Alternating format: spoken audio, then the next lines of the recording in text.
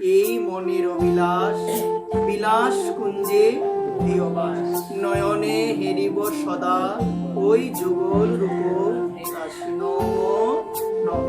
দেখুন, আমরা তুলসী আরতির মধ্যে খুব সুন্দরভাবে আমরা কীর্তন করি না এই পদগুলো মা। মা, আমরা যদি একটাবার চিন্তা করি মা, আমরা যদি একটাবার ভালোভাবে উপলব্ধি করি, এই যে পদগুলো বললাম, এই পদগুলোকে আমি মুখে বলে গেলাম না, মন থেকে আমি বুঝতে পেরেছি এই পদগুলোর অর্থ কি। মা, তুমি যতই জ্ঞানবান হও না কেন, যতই জ্ঞান তোমার থাকুক না কেন, ধ্যান দিয়ে শোনো, যদি তুলসী মহারানীর কৃপা না হয়, যদি ভক্তি মহারানীর কৃপা না হয়, ভগবানের চরণ সান্নিধ্যে আমি কখনো পৌঁছাতে পারবো না। কার কৃপা প্রয়োজন? যে তোমার শরণ লয় তারও বাঞ্ছা পূর্ণ হয়। বাঞ্ছা মানে হলো ইচ্ছা। বাঞ্ছা মানে কি? আমাদের ইচ্ছাটা কি গো মা? এই যে পদের মধ্যে বলি যেন যুগল সেবা আমরা লাভ করতে পারি।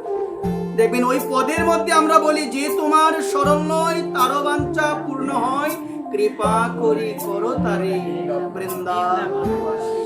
এই পদের মধ্যে এত সুন্দর ভাবে আমরা গিয়ে গেলাম যে কৃপা করি করো তারে। কার কৃপা হলে বৃন্দাবন বাস হবে? তুলসী মহারানীর যদি কৃপা না হয়, যতই টাকা পয়সার মালিক হও না কেন, বৃন্দাবন যাও আমার হবে।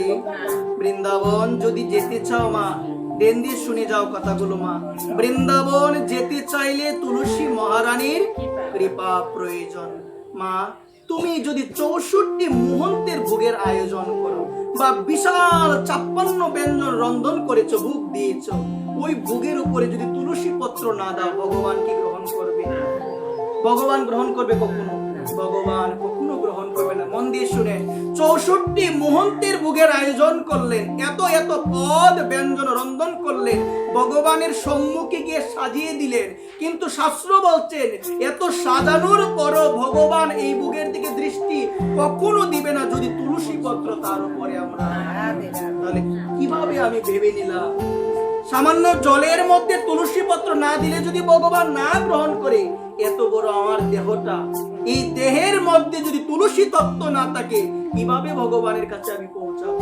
কিভাবে আমি ভগবানের সেবায় লাগবো?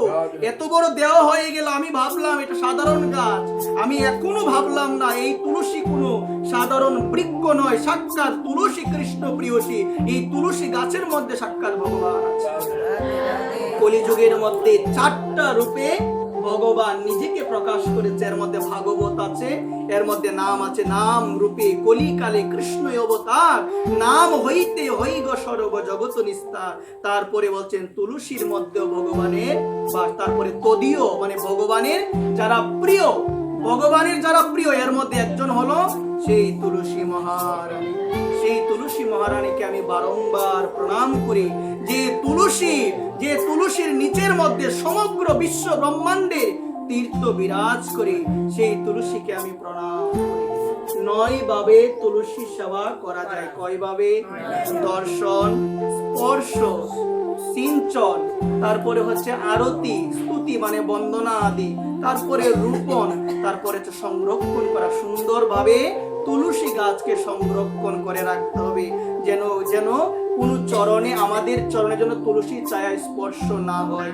সাবধান থাকতে হবে, তুলসীর ছায়া লঙ্ঘন করলে এর মতো পাপ আর কিছু হয় না। প্রতিদিন মায়েদের চরণে নিবেদন, মা পরিক্রমা দিবেন 4 বার, বেশি সময় লাগে না। বলছি কি, প্রতিদিন কি করবেন? দর্শন করবেন, প্রতিদিন স্পর্শ করবেন, জল দিবেন, বন্দনা আদি করবেন, আরতি করবেন, বেশি বেশি রোপণ করবেন। তুলসী গাছ রোপণ মানে লাগাবেন। যত বেশি রোপণ করবেন তত ভগবত ভক্তি লাভ হবে। যত বেশি সুন্দরভাবে তুলসী বাগানকে সংরক্ষণ করে রাখবেন, কিছু পারেন না, শুধু জল দেন তুলসী তলার মধ্যে, তুলসী গাছে জল দেন, তাতেই ভগবান আপনার প্রতি প্রসন্ন হয়ে যাবে, তাতেই প্রসন্ন হয়ে যাবে। মা, সব মনে রাখতে হবে এখানে ভগবান আছে। স্বামী প্রণবানন্দর জীবনীতে দেখতে পেয়েছিলাম, ভারত সেবাশ্রমের যিনি প্রতিষ্ঠাতা, যার নাম হলো স্বামী প্রণবানন্দ। উনি যখন ছোট ছিলেন মা, উনি লক্ষ্য করে দেখতেন উনার মা প্রতিদিন ওই গাছের মধ্যে জল দিয়ে আরতি করে। উনি ভাবলেন একদিন সাধারণ একটা গাছ, ওই গাছের মধ্যে মা জল দেয়, মা আরতি করে। তিনি কি করলেন দেখুন, তিনিও কিন্তু সাধারণ কেউ নয়, 20 বছরে যিনি সিদ্ধি লাভ করেছিলেন স্বামী প্রণবানন্দ, কিন্তু জগৎকে শিক্ষা দেওয়ার নিমিত্তে উনি একদিন উপরে উঠে গিয়ে তুলসী গাছের মধ্যে থুতু দিয়েছিলেন। হঠাৎ লক্ষ্য করে দেখলেন ওই তুলসী গাছ থেকে সাক্ষাৎ ভগবান প্রকটিত হয়ে তাকে উপর থেকে নিচে ফেলে দিয়েছে। মা হঠাৎ তাকিয়ে দেখলো আমার ছেলে প্রণবানন্দ আজকে উপর থেকে নিচে পড়ে গেল। মনে হয় আমার ছেলে এখানে শেষ। একটু পরে জ্ঞান ফিরে আসলো, মায়ের হাতে ধরে বললো, মা গো আমি মরি নাই, মা তুমি যার সেবা করো আমি ভেবেছিলাম সাধারণ গাছ, কিন্তু মা আমি লক্ষ্য করে দেখেছি এটা কোনো সাধারণ গাছ নয়, এটার মধ্যে সাক্ষাৎ ভগবান। কেউ যদি ধ্যান দিয়ে, কেউ যদি মা কথাগুলো ভালোভাবে শ্রবণ করে মা, তাহলে বুঝতে পারবেন আপনারা এই তুলসী সেবা যদি ভালোভাবে করতে পারি। সুন্দরভাবে জল দিবেন মা, জল দেওয়ার পূর্বে আগে জাগরণ করবেন। জাগরণ মন্ত্র যদি না জানেন 3টা তালি দিবেন। উত্তৃষ্ট তৃষ্ট তুলসী দেবী গাত্রোত্তানং কুরুয়াত অরুণোদয় প্রাতে শ্রী চরণে কমলে প্রণমাম্যহম। এই মন্ত্র স্মরণ করে তুলসী গাছে জল দিতে হবে। খুব সুন্দরভাবে পরিক্রমা করবেন, জল দিবেন, স্পর্শ করবেন, প্রত্যেকদিন ঘরে নিয়ে গিয়ে সেবা আদি দিবেন। শুনেন মন দিয়ে, আমরা কয়বার পরিক্রমা করি তুলসী? আওয়াজ নাই, কয়বার করি? 4 বার করি। আমরা একটা মন্ত্র বলি না, জানি কানি চ পাপানি। এটার মধ্যে অনেক সময় আমরা ভুল বলি, আমরা ভালোভাবে না জেনে। জানি কানি চ পাপানি ব্রহ্ম হত্যাদি, ব্রহ্মা নয়, আমরা কিন্তু ভুল বলি। ব্রহ্ম আর ব্রহ্মা আলাদা, জেনে যাও, জানা প্রয়োজন। ব্রহ্ম আর ব্রহ্মা আলাদা, দেন দিয়ে শুনবেন। এটার মধ্যে আমরা বলি ব্রহ্ম হত্যাদি বা ব্রহ্মাদি, অনেক সময় বলি, বা গানের মধ্যে বলতে বলি ব্রহ্মাদি।